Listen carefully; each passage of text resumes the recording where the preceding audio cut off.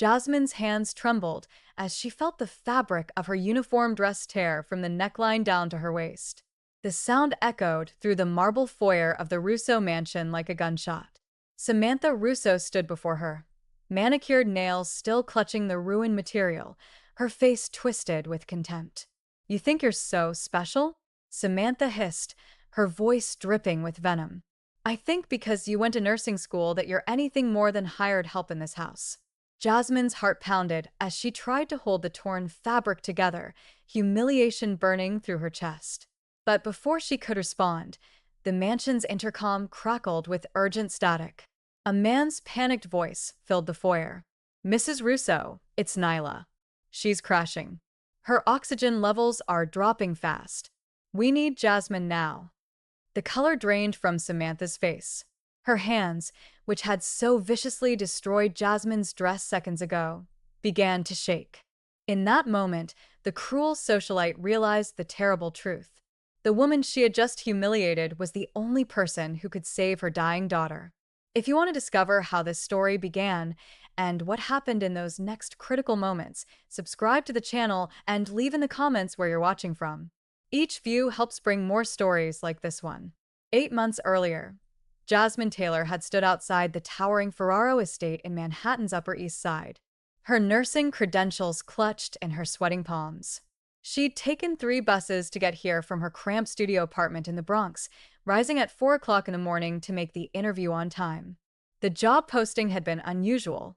Private nurse for child with complex medical needs must have pediatric intensive care experience, living arrangements negotiable, compensation extraordinary for the right candidate. Jasmine had almost scrolled past it. She'd been working double shifts at Mount Sinai Hospital, barely scraping together rent while paying off her nursing school loans. But something about the posting nagged at her, the desperation between the lines, the emphasis on the right candidate rather than the most qualified one. She pressed the intercom button, her finger leaving a nervous smudge on the polished brass. "Jasmine Taylor for the nursing position," she said, trying to keep her voice steady. The gate swung open silently, revealing a driveway that seemed to stretch for miles. Jasmine walked past fountains, manicured gardens, and sculptures that probably cost more than her entire apartment building. Her second-hand interview suit suddenly felt shabby. The hem she'd repaired herself that morning painfully obvious. A woman in her early 30s answered the door. Samantha Russo was exactly what Jasmine had imagined. Blonde, polished, dripping in diamonds even at 10 o'clock in the morning. Her eyes swept over Jasmine with barely concealed disdain. "You're the nurse?" Samantha's tone suggested she'd been expecting someone else, someone white, perhaps. Someone who looked like they belonged in this world of marble and money. "Yes, ma'am. I have my credentials and references." "My husband will interview you," Samantha interrupted, turning on her designer heels. "Wait in the study." Jasmine followed her through hallways lined with oil paintings and antiques, her shoes clicking too loudly on the immaculate floors. She was left alone in a room that could have housed her entire apartment, surrounded by leather-bound books and the scent of expensive cigars. When the door opened again, Jasmine's breath caught. Duca Russo filled the doorway with a presence that made the massive room feel suddenly smaller. He was in his late 30s, devastatingly handsome in a way that spoke of old money and dangerous power. His tailored suit probably cost more than Jasmine made in 6 months. A tattoo peeked from beneath his collar, artistic swirls that hinted at a world far removed from ordinary business. But it was his eyes that struck Jasmine most. Dark, intense, and carrying a weight of exhaustion and fear that she recognized from years of working in pediatric intensive care. This was a father on the edge of breaking. "Miss Taylor." His voice was deep, commanding but strained. "Thank you for coming. Please sit." He didn't sit behind the imposing desk. Instead, he took the chair across from her, leaning forward with his elbows on his knees. The gesture was unexpectedly human. "I'll be direct," Duca said. "My daughter Nyla is 6 years old. She has a rare form of pulmonary arterial hypertension. We've had 4 nurses in the past year. None of them lasted more than 2 months." Jasmine's medical training kicked in, pushing past her nervousness. P in a child that young must be the idiopathic form. What's her current treatment protocol? Something shifted in Duca's expression. Relief, perhaps, at finally speaking with someone who understood. She's on a combination therapy. Endothelin receptor antagonists, phosphodiester 5 inhibitors, and prostacyclin analogs through a subcutaneous pump. But she's deteriorating despite maximum medical therapy. Is she a transplant candidate? We're on the waiting list, but Duca's voice cracked slightly. He cleared his throat, visibly struggling to maintain composure. She may not have time. Her cardiologist gives her 6 months, maybe less. The episodes are getting worse. Last week, she coded in her bedroom. I had to perform CPR on my daughter while we waited for the ambulance. Jasmine's chest tightened. She'd seen this before. Families watching helplessly as their children slipped away despite the best medical care money could buy. Why did the other nurses leave? She asked gently. Duca's jaw tightened. My wife found them inadequate. She has very high standards. There was something he wasn't saying, but Jasmine let it go. May I meet Nyla? She's in her room. She has good days and bad days. Today is he paused as they walked up the curved staircase. Today is not a good day. Nyla's bedroom was larger than most apartments, but somehow it felt small. Medical equipment crowded the spaces between princess furniture and stuffed animals. The beeping of monitors created a rhythmic backdrop to labored breathing. The little girl in the bed was pale, her lips tinged with blue despite the oxygen cannula under her nose. Dark curls framed a face that would have been beautiful if not for the exhaustion etched into features too young for such suffering. Nyla Spinelli, Duca said softly, switching to Italian as he approached the bed. This is Miss Jasmine. She's a nurse. Dark eyes, so like her father's, turned to Jasmine with immediate weariness. I don't want another nurse. They always leave. The words spoken in a breathless whisper broke Jasmine's heart. She knelt beside the bed, bringing herself to eye level with the child. I'm not going anywhere, Nyla. I promise. Everyone promises, the little girl whispered. But Mama always makes them go away. Jasmine glanced at Duca, who had turned away, his shoulders rigid with tension. She looked back at Nyla and made a decision that would change everything. I'm different, Jasmine said firmly. You know how. Nyla shook her head slightly, the movement clearly exhausting her. Because I don't scare easy, and because I know what it's like to feel scared all the time. When I was your age, I was very sick, too. The doctors didn't think I would make it, but I had a nurse who never gave up on me. She taught me that sometimes the strongest medicine isn't in a bottle. It's having someone who refuses to leave no matter what.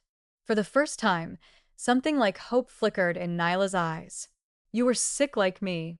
Different sickness, but yes, I was in the hospital for a long time, and I promised myself that when I grew up, I would be the kind of nurse who stays. Nyla studied her face with an intensity that seemed too knowing for a 6-year-old. Then, slowly, she reached out her small hand. Jasmine took it gently, careful of the foreline, and the pulse oximeter clipped to her finger. Okay, Nyla whispered. You can stay. When Jasmine turned back to Duca, she saw something in his expression that made her breath catch. Gratitude mixed with something deeper, more complicated. It was the look of a man who had been drowning and suddenly found someone who knew how to swim. When can you start? He asked, his voice rough. I need to give notice at the hospital 2 weeks. I'll pay whatever they're paying you for those 2 weeks if you can start tomorrow. Jasmine should have been suspicious of such desperation. Should have asked more questions. But all she could think about was the little girl in the bed who had already learned that people leave, and the father whose eyes held the kind of fear that no amount of money could fix. Tomorrow, she agreed. But I have conditions. Duca's eyebrows rose slightly. Clearly, he wasn't used to people making demands. I make all medical decisions regarding Nyla's care, Jasmine said firmly. If I say she needs to go to the hospital, we go. No delays, no arguments. Her health comes before convenience or appearances. Agreed. And I need access to all her medical records, everything. I need to understand her case completely. Done. One more thing. Jasmine hesitated, then pushed forward. Your wife seems to have strong opinions about the nursing staff. If I'm going to help Nyla, I need to know she won't undermine my care or create unnecessary stress in the household. This child needs stability. Something dark crossed Duca's face. Samantha won't interfere with Nyla's medical care. The way he said it, flat, final, suggested that this wasn't a request his wife would be given the opportunity to refuse.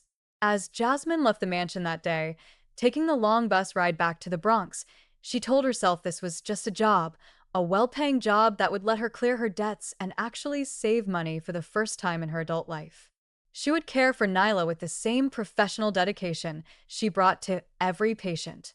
But deep down, she already knew she was lying to herself. She had seen the desperation in Duca Russo's eyes, had felt the fragile trust in Nyla's small hand, had walked through a world of wealth and power, and found at its center the same fear and helplessness she'd witnessed in countless hospital rooms. Money couldn't save Nyla. Medicine could only do so much. What this family needed was something Jasmine understood intimately. The kind of fierce, unshakable devotion that refuses to give up even when hope seems impossible. She didn't know yet that Duca Russo was more than a wealthy businessman. Didn't know about the empire of organized crime he controlled, the violence he was capable of, or the dangerous world she was stepping into. All she knew was that a little girl needed her. And Jasmine Taylor had never walked away from a child who needed saving. The first month passed in a blur of medical crises and small victories. Jasmine moved into the mansion's guest wing, a suite of rooms larger and more luxurious than anywhere she'd ever lived. But she spent most of her time in Nyla's room, monitoring vitals, adjusting medications, and simply being present during the long, frightening nights when the little girl struggled to breathe. Samantha kept her distance, which Jasmine initially interpreted as maternal grief, but she began to notice other things. The way Samantha flinched when Nyla called for Jasmine instead of her. The cold stares across the dinner table. The pointed comments about hired help forgetting their place. Duca noticed, too. Jasmine would catch him watching his wife with an expression that mixed disappointment with something harder, more calculating. The marriage, she realized, was a beautiful facade, concealing something broken and beyond repair. She wasn't always like this, Duca said one night. It was 2 a.m., and they were both in Nyla's room. The little girl had finally fallen asleep after a particularly bad episode. Jasmine was updating the medical log while Duca sat in the chair he'd pulled close to his daughter's bed, his hand resting near hers. Jasmine looked up, surprised. In the months she'd been there, Duca had been unfailingly professional but distant. This was the first time he'd initiated a personal conversation. Samantha. He continued, his voice low. When we married, she was different. Ambitious? Yes. She liked the lifestyle, the status, but she wasn't cruel. What changed? Jasmine asked softly. Nyla got sick. Duca's hand curled into a fist. Samantha couldn't handle it. The uncertainty, the fear, the reality that all our money and power couldn't guarantee our daughter's survival. Some people, when faced with that kind of helplessness, they dig deeper. They find strength they didn't know they had. And others run. They may stay physically, but emotionally they're already gone. Samantha checked out the day we got Nyla's diagnosis. She throws charity galas and shops and pretends everything is fine. And she resents anyone who reminds her of the truth, especially someone who can do what she can't. Love her daughter, Jasmine said quietly. Duca's eyes met hers, and the intensity there made her heart skip. Love her enough to stay when it's hard, to sit through the bad nights, to fight even when the odds are impossible. That's not special, Mr. Russo. That's just what you do for people you care about. Duca, he said, call me Duca and Jasmine. It is special, especially in my world where most people are only loyal as long as there's profit in it. There was something in the way he said my world that made Jasmine's instincts prickle. She'd been so focused on Nyla that she hadn't asked many questions about what Duca actually did for a living. The mansion, the security, the way even the doctors at the hospital seemed nervous around him. It all suggested something beyond normal wealth. What exactly do you do, Duca? She asked carefully. His expression shuddered immediately. I'm a businessman. Import, export, investments. That's not an answer. It's the answer I can give you. He stood straightening his suit jacket. For your own safety, The less you know about my business dealings, the better. But if there's danger, there's always danger, Dukas said flatly. That's why this house has security that would rival the White House. Why I have bodyguards with me everywhere I go. Why I need to trust that the people caring for my daughter are loyal, discreet, and won't panic when things get complicated. Jasmine's stomach dropped. What kind of complicated? The kind that means you never speak about this family outside these walls. Never mention where you work or who you work for. Never share photos on social media or talk about your day with friends. His voice was hard now. All business. Can you do that? She should have said no, should have packed her things and walked away from whatever dangerous world she'd stumbled into. But then she looked at Nyla, sleeping peacefully for the first time in days, her small hand still reaching toward where her father had been sitting. Yes, Jasmine said. I can do that. Good. Duka's expression softened slightly. I'm trusting you with the most important thing in my life, Jasmine. I don't give that trust easily. He left and Jasmine sat alone with the sleeping child and the weight of what she'd just agreed to. She'd known on some level that the Russo family wasn't ordinary, but hearing the confirmation made it real in a way that should have terrified her. Instead, all she felt was a deepening determination to protect Nyla, no matter what that meant. The weeks that followed brought a new normal. Nyla's condition stabilized under Jasmine's careful management. The little girl began to smile more, to laugh at Jasmine's terrible jokes, to hold longer conversations without gasping for breath.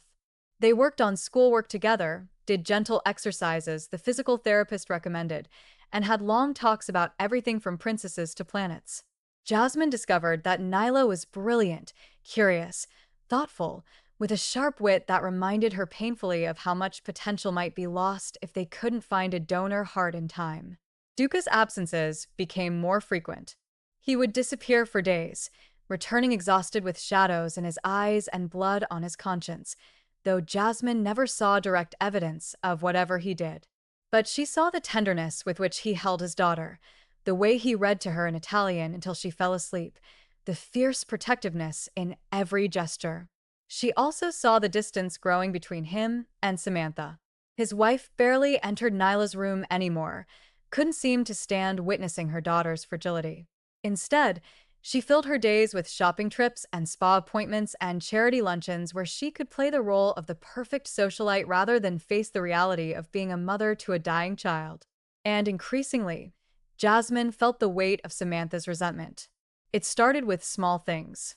Comments about Jasmine's hair, her clothes, the way she spoke, pointed questions about her background, her education, her qualifications to care for someone as precious as Nyla. Samantha never said anything overtly racist, but the implications were clear in her tone, her sneers, the way she inspected Jasmine like something distasteful she'd found on the bottom of her shoe. She's jealous, Nyla said one afternoon. Jasmine looked up from the medication she was preparing. Who, sweetie? Mama. She's jealous because I love you more than her. The words were so matter-of-fact, spoken without malice, but they cut deep. Nyla, your mother loves you very much. No, she doesn't. The little girl's voice was calm, resigned. She can't even look at me. Papa says it's because I remind her that she can't fix everything. But you look at me. You're not scared of me. Jasmine set down the syringe and came to sit on the edge of the bed. I'm not scared of you because you're the bravest person I know. And your mama, she's doing the best she can. Sometimes adults don't know how to handle their fear, so it comes out in ways that don't make sense. You're not scared, Nyla insisted. Even when I can't breathe and the alarms go off, you're not scared.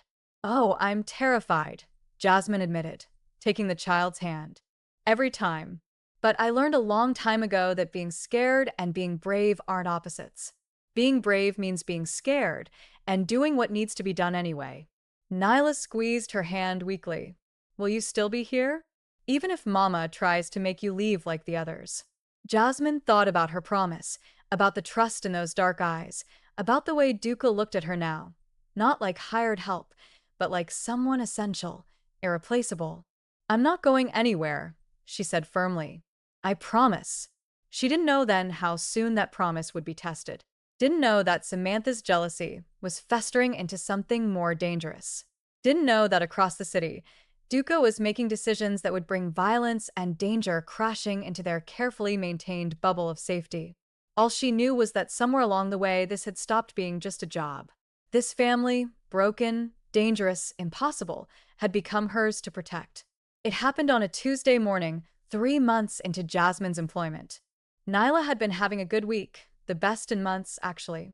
Her oxygen saturation levels were stable, her color was better, and she'd even managed to walk to the mansion solarium with only minimal assistance. The cardiologist had been cautiously optimistic during the last checkup. A matching heart might come through any day, he'd said. They just needed to keep her strong enough to survive the transplant surgery.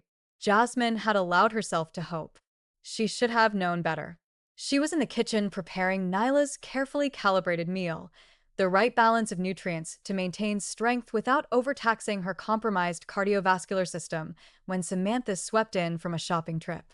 "Where's my daughter?" Samantha demanded, dropping shopping bags from Bergdorf Goodman on the pristine marble counter. "In the solarium," Jasmine replied, not looking up from the protein shake she was blending. "She's having a good morning. You should spend some time with her." "Don't tell me how to be a mother," Samantha snapped. Jasmine bit back her response. She'd learned over the past months that engaging with Samantha only made things worse. The woman was spoiling for a fight, and Jasmine refused to give her the satisfaction. But Samantha wasn't done. She moved closer, her expensive perfume cloying in the small space. "You think you're so important, don't you?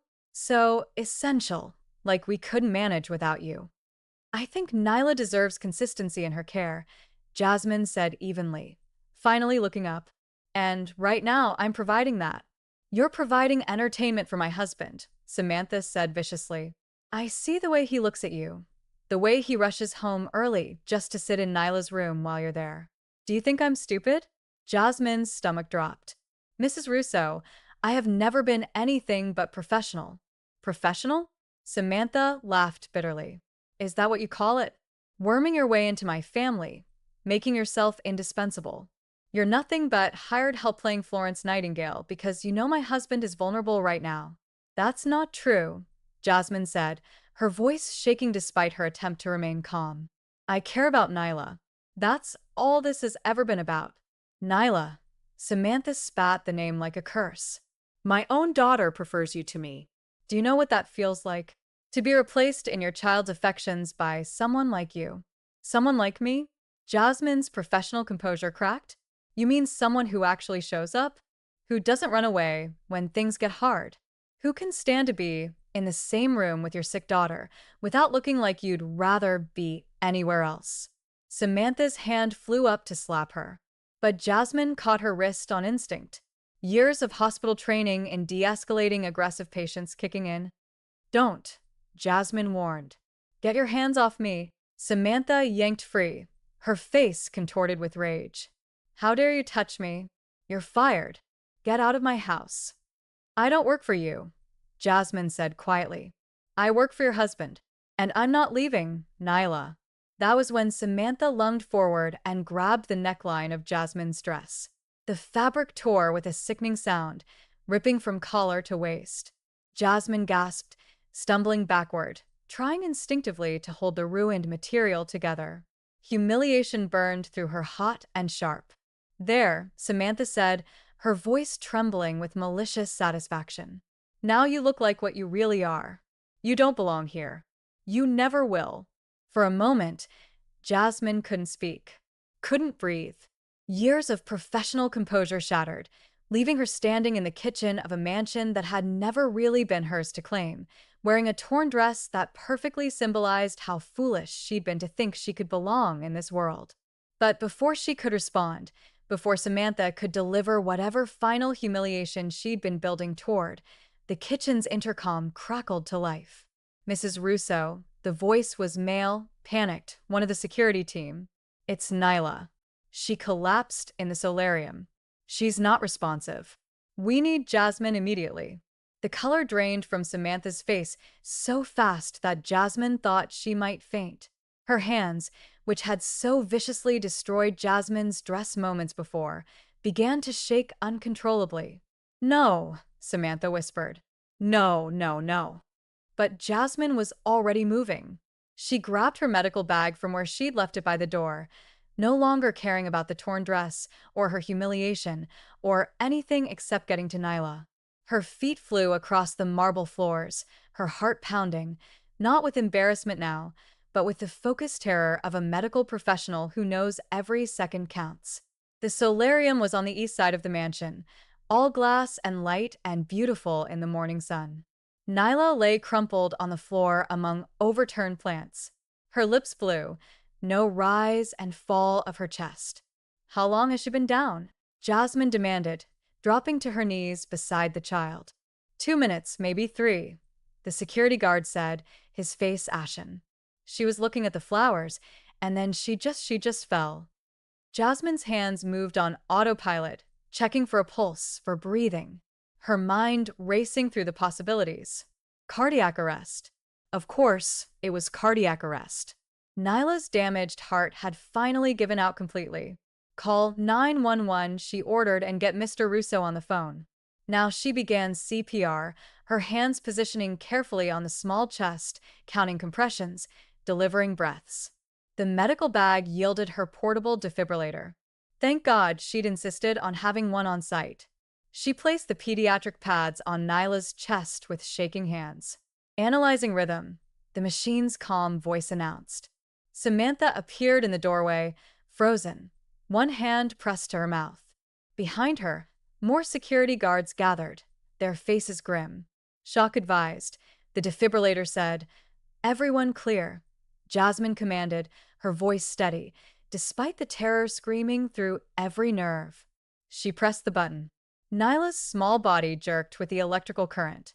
Jasmine immediately resumed compressions, counting, breathing, praying to any god who might be listening that this brilliant, brave little girl wouldn't die on the floor of her own home.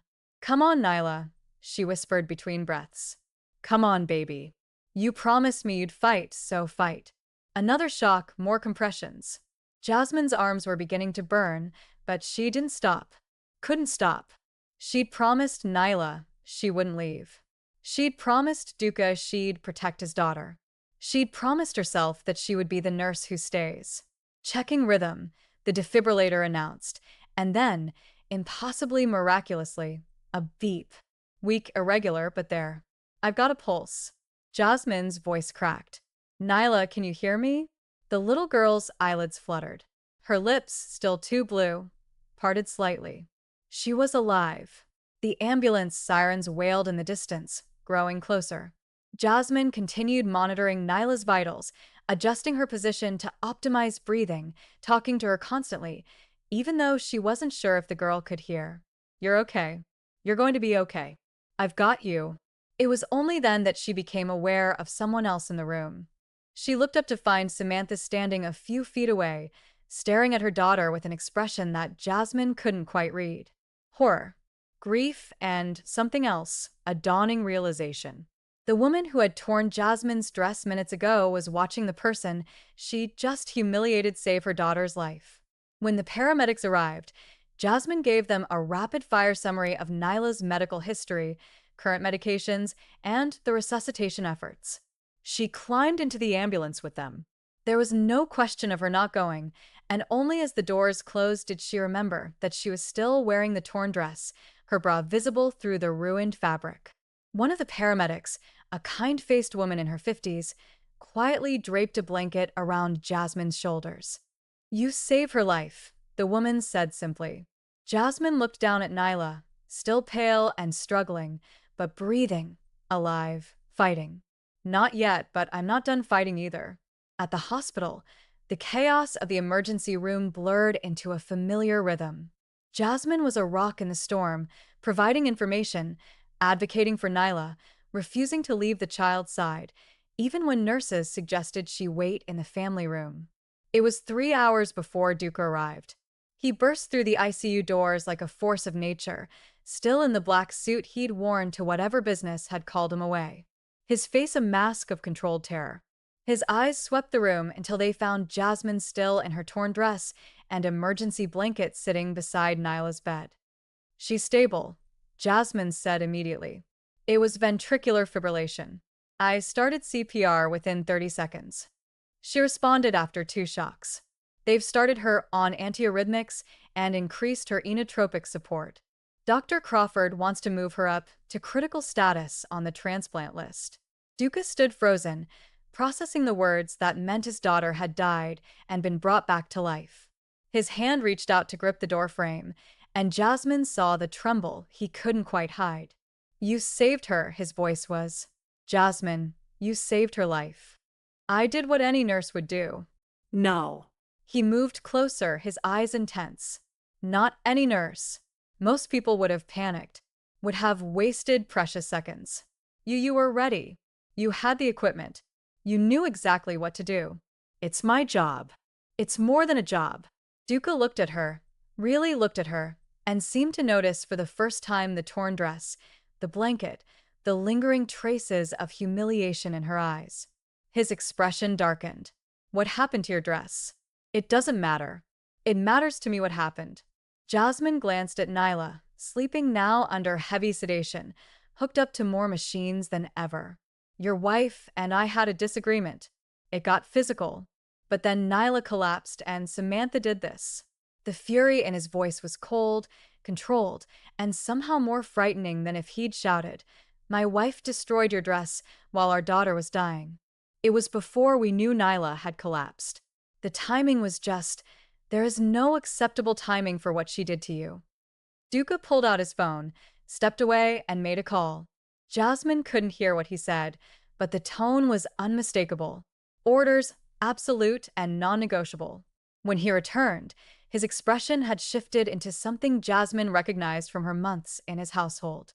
The mask of the businessman, the man who controlled an empire through force of will and the implicit threat of violence. Someone's bringing you new clothes, he said. And Samantha will apologize. Duca, that's not necessary. Yes, it is. He moved to sit on the other side of Nyla's bed, taking his daughter's small hand in both of his. You've given everything to care for my daughter. Your time, your expertise, your devotion. You've asked for nothing in return except the chance to do your job. And today you gave her life itself. He looked up, his dark eyes meeting hers with an intensity that made her breath catch. You'll be treated with respect in my house. That's non-negotiable. An hour later, Samantha arrived at the hospital. She'd clearly been crying. Her makeup was smudged, her usually perfect hair slightly disheveled, but it was her expression that struck Jasmine most. The cruel confidence from earlier was gone, replaced by something raw and broken. The doctors told me what you did, Samantha said, standing awkwardly in the doorway. That Nyla would have died if you hadn't been there. Jasmine didn't respond. She wasn't sure what to say. I'm sorry. The words came out strangled. For what I said, for what I did. Samantha's voice broke. I was jealous.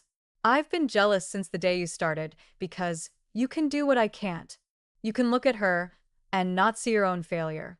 You can love her without being destroyed by the fear of losing her.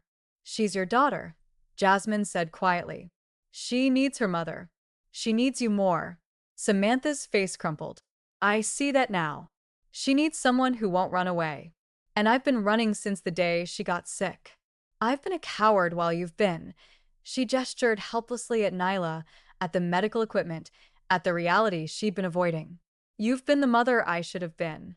The confession hung in the air, devastating in its honesty.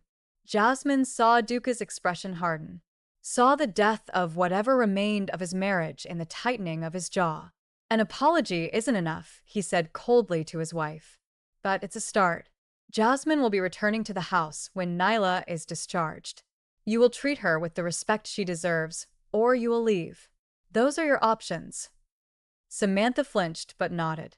She looked at Jasmine one more time, a look that held acknowledgement, defeat, and something like grudging gratitude before leaving the room. When they were alone again, just Jasmine, Duca, and the sleeping child between them, the weight of what had happened finally hit Jasmine. Her hands began to shake, delayed shock setting in now that the crisis had passed. Hey, Duca's voice was gentle. You did it. She's alive because of you. She's alive because I had the right equipment in the right place at the right time, Jasmine whispered. If I'd been even 2 minutes later, if the defibrillator hadn't worked. But you weren't late, and it did work because you were prepared. Because you're exceptional at what you do. Jasmine looked at him. This dangerous man with gentle hands when it came to his daughter. This person who existed in two worlds and somehow remained human in both. I can't lose her, Duca. I know that's not professional. And I know I'm supposed to maintain distance, but I can't. I know, he said softly. believe me, I know. And Jasmine, I don't want you to be distant. I want you to care about her the way you do, because that caring is what saved her life today. Their eyes met across Nyla's sleeping form, and Jasmine felt something shift between them, an acknowledgement of what they'd both been carefully not naming. This wasn't just about medical care anymore. Somewhere in the chaos of caring for a dying child, they'd become a team, a unit, a family of sorts, which made what was coming both inevitable and terrifying. Nyla was discharged 3 days later, but the cardiologist's prognosis was grim. The cardiac arrest had been a warning shot. Her heart was failing faster than anyone had anticipated. Without a transplant in the next few weeks, she would die. They moved her up to status 1A on the transplant list, the highest priority. But status 1A meant she was sick enough to need a heart immediately, and immediately was a luxury they might not have. The mansion became a hospital. Jasmine ordered additional equipment, set up continuous monitoring, and essentially never left Nyla's side except to shower and change clothes. Duca canceled all his trips, delegating his mysterious business to subordinates, unwilling to be more than 10 feet from his daughter at any given moment. Samantha moved out. She did it quietly, without drama. One day, her clothes were in the master bedroom. The next, they were gone. She visited Nyla twice a week, awkward and tearful. But she'd been right about one thing. She couldn't handle the waiting, the uncertainty, the daily reality of watching her child slip away. Papa says you and I are the fighters, Nyla said one afternoon. She was on oxygen 24/7 now, her voice breathy and weak. Mama isn't a fighter, but that's okay. Not everyone can be. Your mama loves you, Jasmine said, though she wasn't sure she believed it anymore. Or maybe Samantha did love Nyla, just not enough to stay, not enough to hurt. I know, Nyla said, but love doesn't always mean being able to stay, does it? Sometimes love means knowing when you're not strong enough and letting someone stronger take care of things. The wisdom in those words from a 6-year-old girl discussing her own mother's abandonment broke Jasmine's heart. At night, after Nyla was asleep, Duca would sit with Jasmine in the room they'd turned into a nursing station. They talked about everything except the obvious. The growing closeness between them, the way his hand would brush hers when passing medications, the weight of his gaze when he thought she wasn't looking. Tell me about when you were sick, he said one night. You mentioned it to Nyla, but you've never told me the whole story. Jasmine hesitated, then decided there was no point in hiding. Not anymore. Not when they'd already seen each other at their most vulnerable. I was 8, she began. Leukemia, acute lymphoplastic leukemia, to be specific. My parents we didn't have much. My dad worked construction when he could get work. My mom cleaned houses. We lived in a 1-bedroom apartment in the Bronx, and when I got sick, it nearly destroyed them. What happened? 3 years of treatment. Chemo that made me wish I was dead. Hospital stays that lasted weeks. My parents took turns sitting with me because they couldn't both miss work or we'd lose the apartment. And there was this nurse, Abigail. She worked the night shift in pediatric oncology. And Jasmine's voice caught. She stayed every night I was there. She'd bring me books even though I was too sick to read them. She'd tell me stories. She'd hold my hand during the really bad nights and promise me that I was going to survive. Did your parents know how important she was to you? I think so, but I was a kid and I couldn't articulate it then. I just knew that when Abigail was there, I wasn't as scared. Jasmine looked down at her hands. She's the reason I became a nurse. I wanted to be for other kids what she was for me. Someone who stays when it's hard. Someone who doesn't give up. And did Abigail know that you became a nurse because of her? Jasmine smiled sadly. I went back to the hospital after I finished nursing school to thank her. She'd retired by then, but they gave me her address. I sent her a letter telling her what she'd meant to me, what she'd inspired me to become. Did she respond? She died 2 weeks before my letter arrived. Her daughter sent it back with a note saying her mother had always wondered what happened to the kids she cared for, whether they'd grown up, whether they'd beaten the odds. Tears stung Jasmine's eyes. So, no, she never knew, and I regret that every single day. Duca reached across the space between their chairs and took her hand. The gesture was simple, but it felt monumental, a crossing of the line they'd both been carefully maintaining. Nyla will know, he said firmly. When she's grown and healthy and living the life she should have, she'll know exactly what you did for her. I'll make sure of it. We have to keep her alive long enough for that to matter, Jasmine whispered. We will. His grip tightened. We will, Jasmine, because giving up isn't an option. Not for you, not for me. We're fighters, remember? She looked at him, then really looked at him, and saw the same desperation she felt mirrored in his eyes, the same fear, the same fierce determination to beat impossible odds, and underneath it all something else, something neither of them was ready to name, but could no longer deny. They sat like that for a long time, hands clasped, bound together by their devotion to the sleeping child in the next room, and by something more complicated that neither dared acknowledge. The call came at 3 a.m. on a Thursday. Jasmine was dozing in the chair beside Nyla's bed when her phone buzzed. The number was from Mount C's transplant coordinator. Her hand shook so badly, she almost dropped the phone. This is Jasmine Taylor. Jasmine. It's Barbara from the transplant center. We have a heart for Nyla. The words seemed to echo impossibly loud in the quiet room. Jasmine's mind raced through 1,000 questions. Donor age. Tissue match, how soon? What condition? But all that came out was a choked sob of relief. How soon? She managed. They're harvesting now. You need to get her here within 2 hours. Can you do that? Yes. Yes, we'll be there. She ended the call and turned to find Dukas standing in the doorway. He must have heard her phone. Or maybe he hadn't been sleeping either. His face was a mixture of hope and terror. They found a heart. His voice cracked. They found a heart. For a moment, neither of them moved. Then Duca crossed the room in 3 strides and pulled Jasmine into his arms. She went willingly, burying her face against his chest, feeling his heart pound against her cheek. So strong, so steady, everything his daughter's wasn't. She's going to make it, he whispered into her hair. She has to. She will, Jasmine said, pulling back to look at him. We've kept her strong enough for this. Now, we let the surgeons do their job. They woke Nyla gently. The little girl was groggy, confused, until she understood what was happening. A heart, she whispered. I'm getting a new heart. Yes, baby, Duca said, his voice thick with emotion. Someone is giving you their heart, and you're going to be strong and healthy, just like we've been fighting for. Nyla looked at Jasmine, her dark eyes wide. Will you be there at the hospital? Every second, Jasmine promised. I'm not leaving you. Not ever. The ride to Mount Si was a blur of medical transport and security vehicles. Duca had mobilized his entire organization. SUVs flanked the ambulance, ensuring safe passage through the city. Jasmine sat beside Nyla, monitoring vitals, holding the child's hand, whispering reassurances. At the hospital, the transplant team was waiting. Dr. Crawford, the cardiac surgeon, pulled them aside. The heart is a perfect match, he said.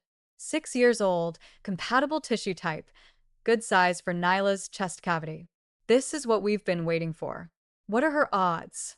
Duca asked bluntly. She's very weak, which complicates things.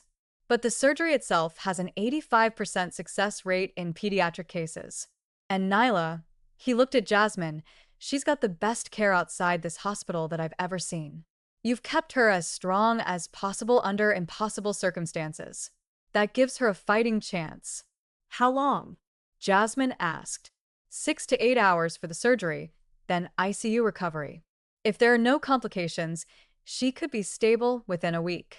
If there are no complications, the caveat hung heavy in the air. They wheeled Nyla to pre-op.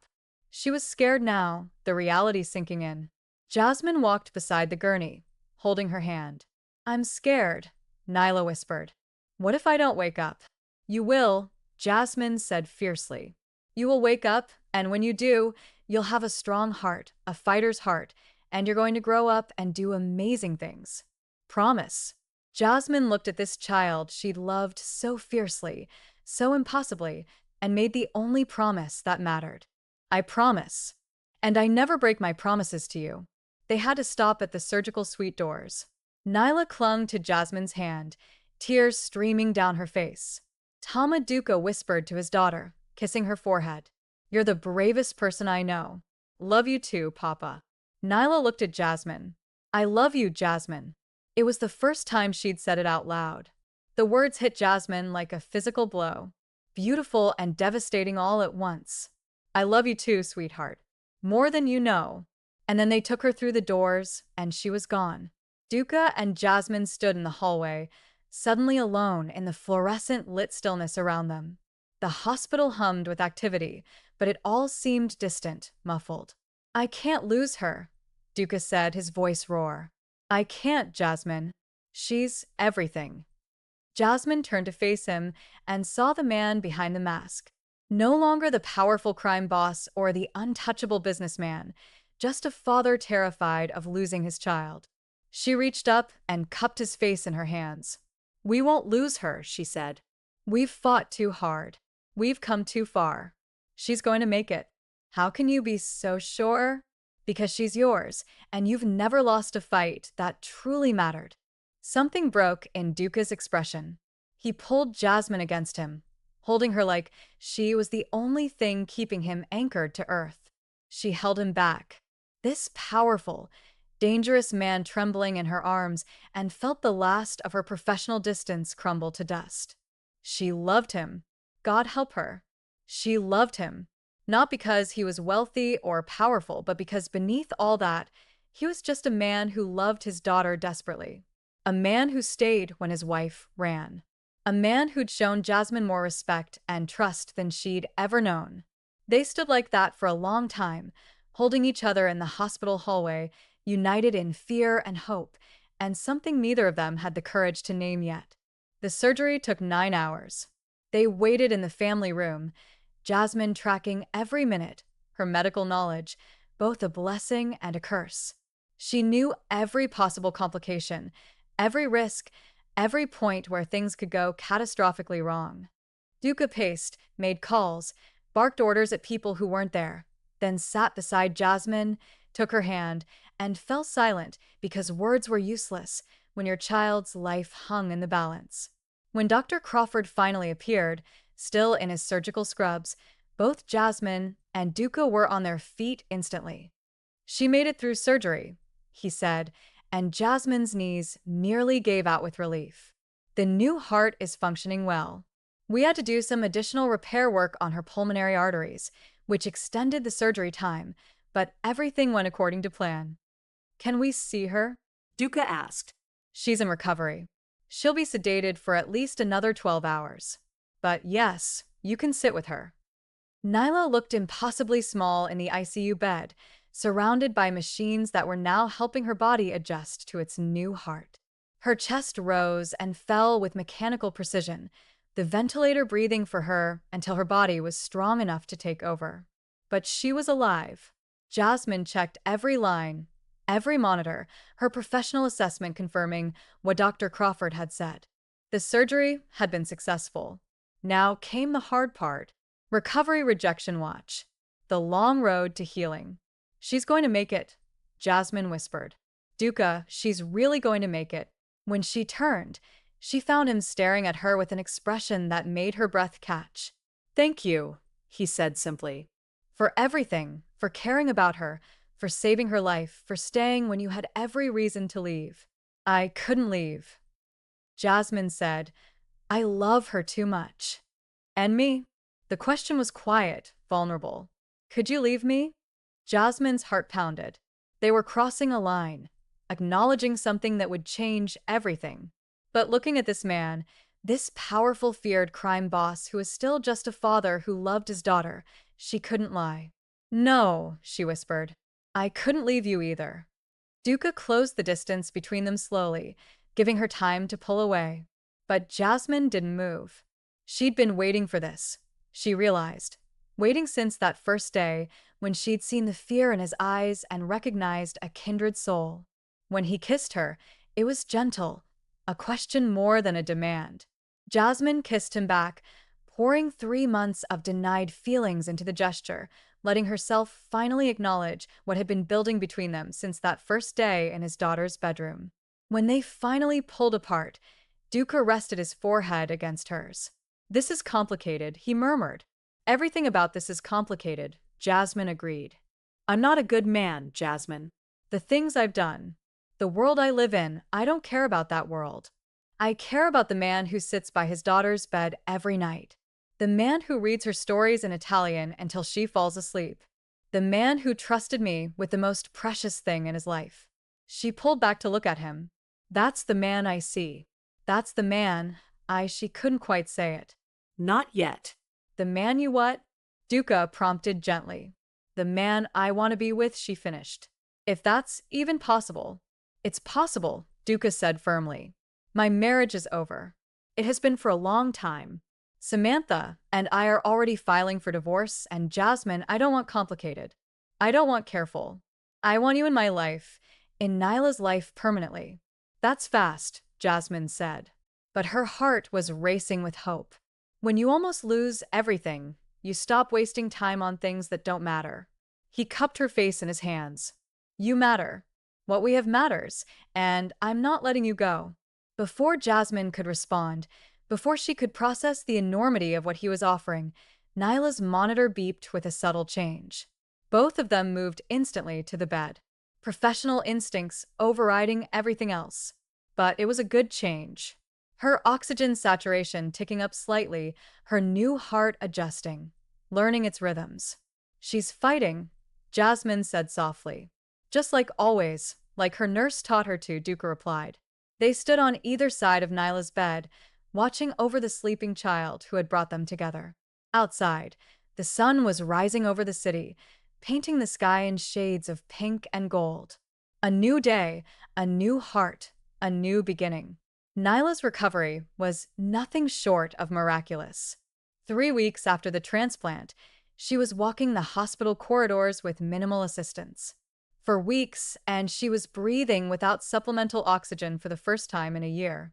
By 6 weeks, the doctors were talking about discharge, about her returning to a normal life, or as normal as life could be for the daughter of a crime boss who'd survived a heart transplant. Throughout it all, Jasmine was there, not just as a nurse anymore, but as something more, something the hospital staff whispered about, but were too polite to question directly when Duca Russo was in the room. Samantha had signed the divorce papers without contest. She visited Nyla twice more, awkward and tearful, before moving to Milan. The relief on Duca's face when the papers were finalized told Jasmine everything she needed to know about the state of that marriage. It had been dead long before she'd arrived, killed by fear and incompatibility and the inability to face hard truths together. Am I ever going to see Mama again? Nyla asked one afternoon. She was sitting up in bed, coloring her cheeks for the first time in forever, working on a puzzle Jasmine had brought her. It was a casual question asked without particular emotion, and that worried Jasmine more than tears would have. I think so, Jasmine said honestly. When you're both ready. Your mama loves you, Nyla. She needed to heal too in her own way. But you're staying. The question was anxious, vulnerable. Even though I'm getting better, you're not leaving because you're not needed anymore. Jasmine set down the puzzle piece she'd been holding and moved to sit on the edge of the bed. Listen to me. I'm not staying because you need a nurse. I'm staying because I love you. Because somewhere along the way, you stopped being my patient and became my family. And family doesn't leave. Does Papa know that you're staying? Your Papa knows everything? Jasmine said with a small smile. Good. Nyla picked up another puzzle piece. Her tone was matter-of-fact. Because he loves you, too. He told me. Jasmine's breath caught. He did. Last night when you went to get coffee, he said you saved my life, but you also saved his. He said before you came, he was just existing, going through motions. But you made him remember what it feels like to hope for good things. Nyla looked up, her dark eyes so like her father's, wise beyond her years. He asked if I'd be okay with it with you being more than just my nurse. And what did you say? I said, it's about time. Nyla replied with a grin that was pure mischief. You guys aren't very subtle. Even Dr. Crawford noticed, and he's oblivious to everything except hearts. Jasmine laughed despite herself, the sound bubbling up from a place of pure joy she'd forgotten existed. When did you get so smart? I've always been smart. You just never asked me about the important stuff before. Nyla's expression turned serious. But Jasmine, I want you to know something. Even if you and Papa weren't, whatever you are, I'd still want you to stay because you're the best thing that ever happened to our family. You made us whole again. Tears stung Jasmine's eyes. You're the best thing that happened to me, too, sweetheart. That night, after Nyla was asleep, Duca found Jasmine in the family waiting room. She'd been reviewing the latest lab results, making notes for the discharge planning, trying to focus on the medical details rather than the emotional enormity of what was happening. She told you what we talked about, Duca said, sitting beside her. She did. She also called us not very subtle. Smart kid. Duca took the medical chart from her hands and set it aside. Jasmine, I need to ask you something, and I need you to really think about your answer, because it matters. Her heart began to pound. Okay. My world, the world I operate in, it's dangerous. There are people who would hurt Nyla to get to me. People who would hurt you once they realize what you mean to me. His voice was serious, his eyes searching hers. I can protect you. I will protect you with everything I have, but I can't promise you a normal life. I can't promise there won't be fear or danger or nights when you wonder if I'm coming home. I know, Jasmine said quietly. I've known for months what you are, Duca. I'm not naive. Then you also know what I'm asking. I'm not asking you to be Nyla's nurse. I'm asking you to be part of this family. Permanently to take the risk of loving us despite the danger to stay not because it's your job, but because you want to.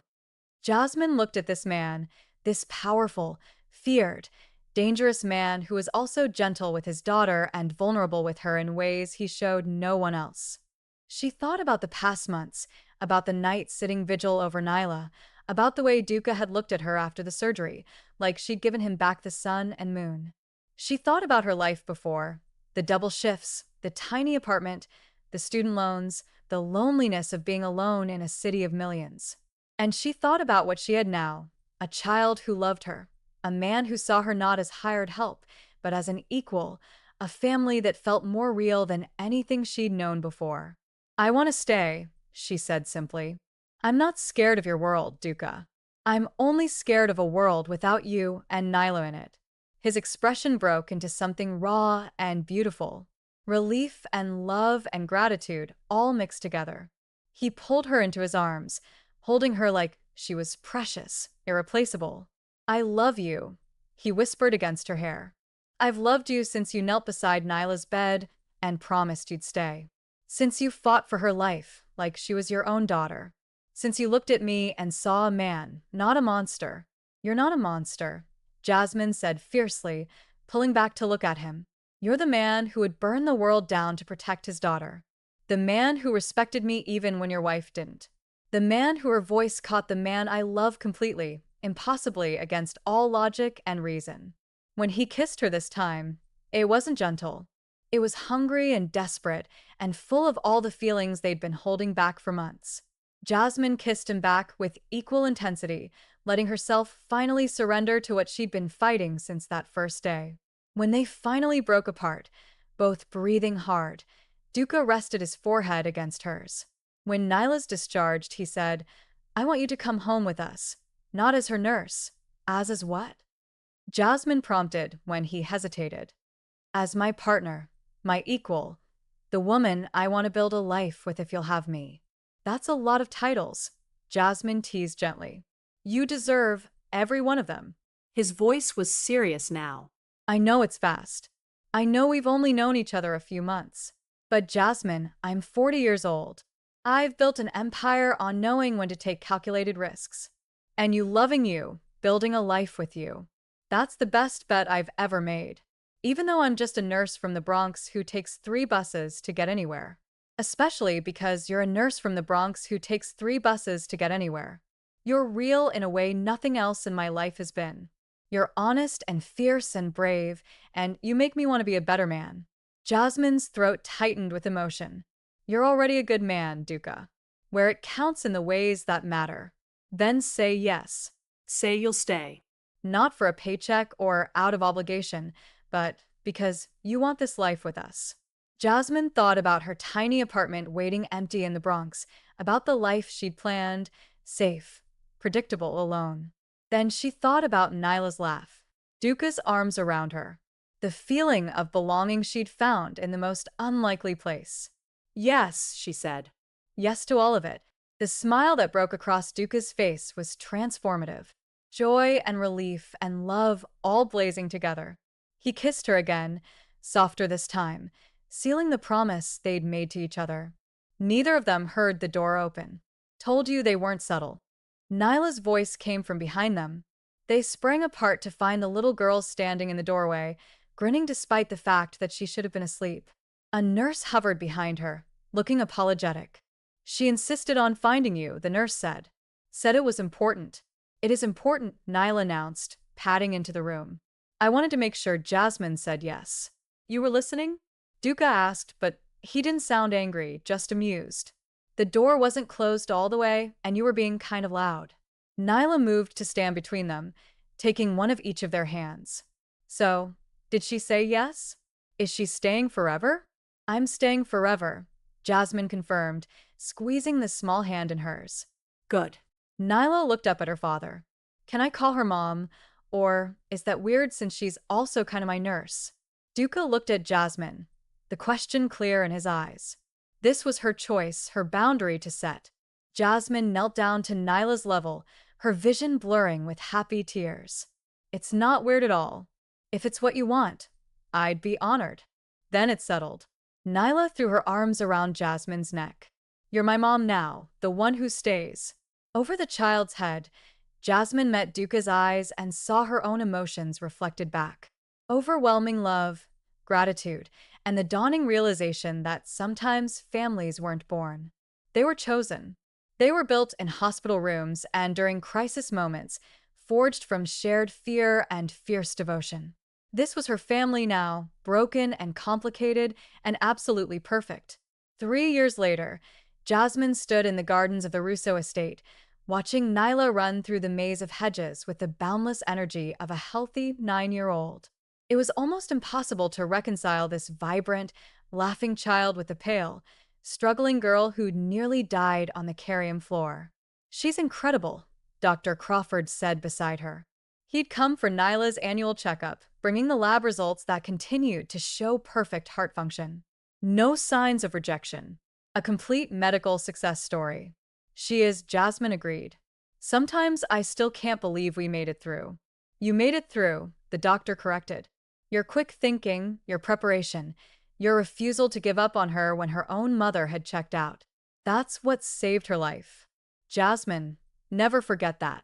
Jasmine smiled, but didn't argue. She'd learned over the years that she couldn't take all the credit. Nyla's survival had been a team effort. The doctors, the transplant coordinators, the donor family who'd made the impossible choice to give their child's heart to a stranger.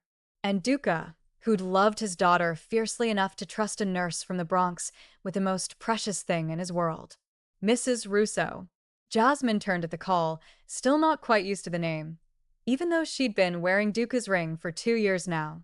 They'd married quietly, just family and close friends, in a ceremony where Nyla had served as the flower girl and cried happy tears through the entire thing.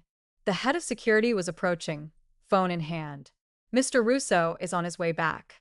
He asks if you can meet him in his study. Is everything all right? Jasmine's instinct still kicked in at the slightest suggestion of trouble. Everything's fine, ma'am. He just has something he wants to discuss with you. Jasmine excused herself from Dr. Crawford and made her way through the mansion, her home now, though she still sometimes marveled at that fact. She'd kept her nursing license active, volunteering at a pediatric clinic in the Bronx twice a week, unwilling to completely leave behind the work that had defined her for so long. But her life had shifted in ways she never could have imagined. She was Mrs. Russo now, a wife, a mother, legally since Duca had insisted on formal adoption papers, so there would never be any question about Jasmine's place in Nyla's life. She attended charity galas and sat on hospital boards and navigated the delicate balance of being married to a man whose business she didn't ask too many questions about. It worked because they'd built it on a foundation of trust and honesty. Duca kept his darker world separate from their home life. In return, Jasmine didn't judge him for the choices he'd made long before she entered the picture. They existed in a gray area that shouldn't work, but somehow did. Held together by their mutual devotion to Nyla and to each other. Duca was in his study, but he wasn't alone. A woman Jasmine didn't recognize sat across from him, professional looking, carrying a briefcase, her expression serious. Jasmine, come in. Duca stood, coming around the desk to take her hand. The gesture was casual, affectionate, but Jasmine could feel the tension in his grip. This is Catherine Morrison. She's a family attorney. Jasmine's stomach dropped. Is something wrong? Is it about Nyla? No, nothing's wrong, Duca assured her quickly. Actually, it's about something good. Sit, please. Jasmine sat, her mind racing through possibilities. Had Samantha changed her mind about the custody arrangement? Was there some legal issue with Jasmine's adoption of Nyla? Mrs. Russo, Catherine began, your husband has asked me to prepare some documents regarding your daughter's medical care and your role in the family's future. Specifically, he wants to establish a charitable foundation in Nyla's name focused on providing nursing care and medical equipment to families who can't afford private care for children with complex medical needs. Jasmine blinked, not sure she'd heard correctly. A foundation?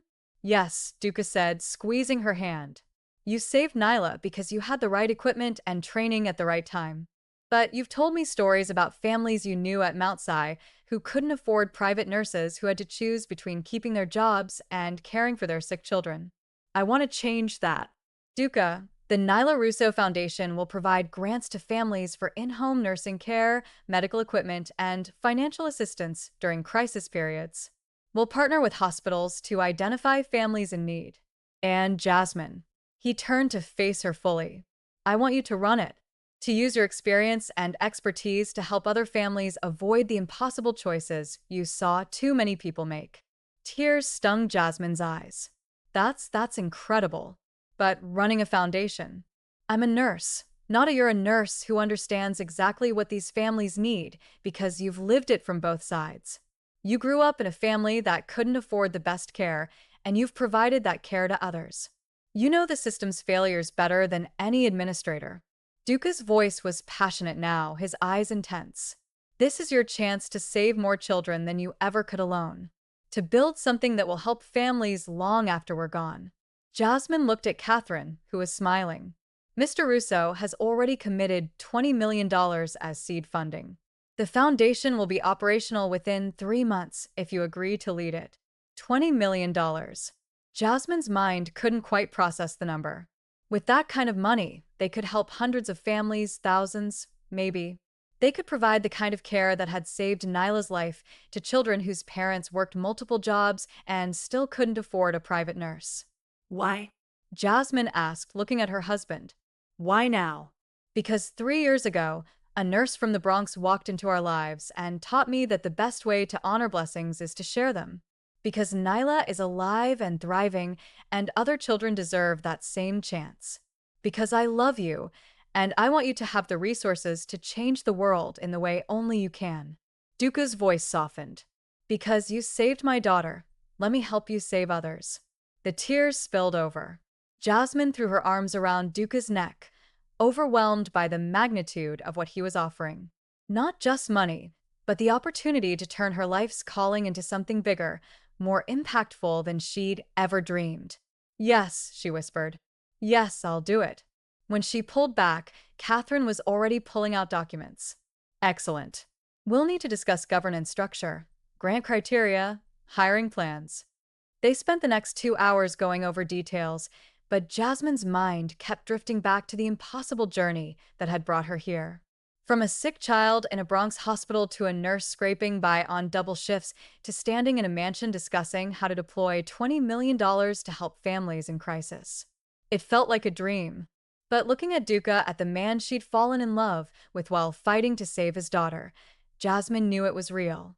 All of it was real and impossible, and more than she'd ever dare hope for. That evening, after Catherine had left and dinner was finished, and Nyla was settled in bed reading, she was obsessed with adventure novels now, living vicariously through characters who had the kind of health she'd fought so hard to achieve. Jasmine and Duca sat together on the terrace overlooking the gardens. "Thank you," Jasmine said quietly, "for the foundation, for believing I can do this." "You can do anything," Duca replied simply. "You proved that the day you saved Nyla. Everything since then has just been confirmation."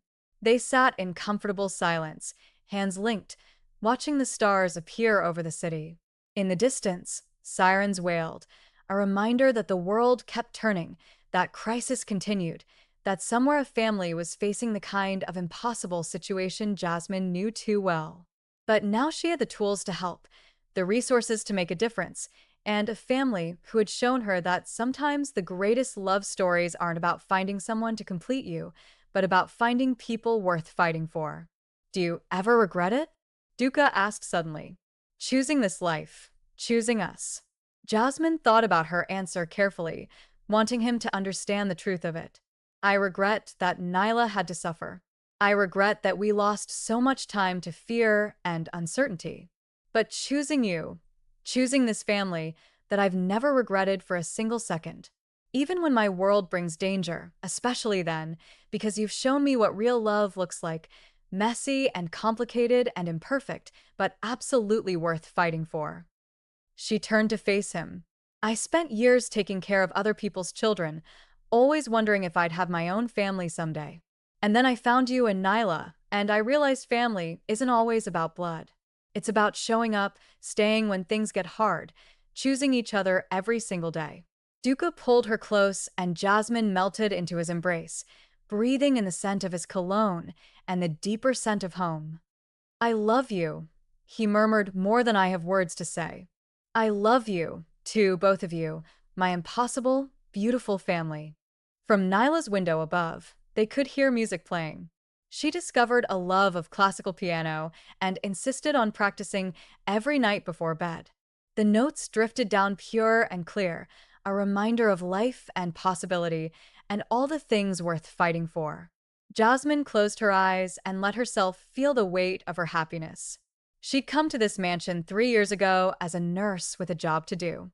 She was leaving tonight, metaphorically, at least, as a woman who'd found her purpose, her family, and the kind of love she'd thought only existed in stories. In the morning, she would start planning the foundation. She would begin the work of helping other families, of being for them what Abigail had been for her all those years ago. But tonight, she sat on the terrace with the man she loved, listening to their daughter practice piano, and let herself simply be happy, whole, home. It had all started with a torn dress and a desperate situation, and a little girl who needed saving. It had continued through crisis and fear and impossible choices.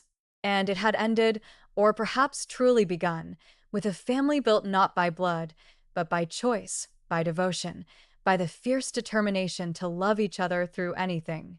Jasmine Taylor, now Jasmine Russo, had learned one truth above all others. Sometimes the greatest miracles aren't the medical ones. Sometimes they're the human ones. The connections that save us. The love that heals us. The families we build in the wreckage of what we thought our lives would be. She'd come to save a child's heart. Instead, she'd found her. Thank you all for following this story. If you enjoyed it, please write in the comments where you're watching from and share your thoughts about the story. And don't forget to like, subscribe, and share this video as your support is important for me to continue creating content.